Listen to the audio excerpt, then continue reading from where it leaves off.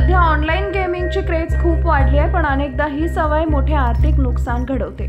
मध्य प्रदेशातील बालाघाट जिल्ह्यातून एक धक्कादायक घटना समोर आली आहे, जिथे एका तरुणानं ऑनलाईन गेमिंगच्या व्यसनापायी आपल्याच घरात चोरी केली।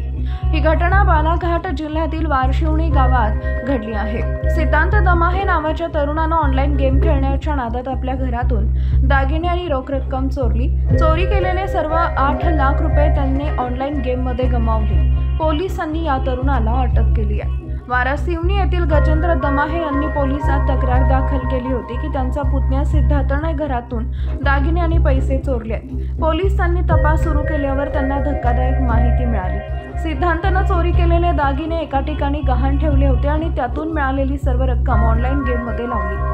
पोलिसांना सिद्धार्थच्या खोलीत दागिने गहाण ठेवलेल्या पावत्या सापडल्या। पोलिसांनी त्याला अटक करून न्यायालयात हजर केले आणि 2 दिवसांची रिमांड घेतली आहे।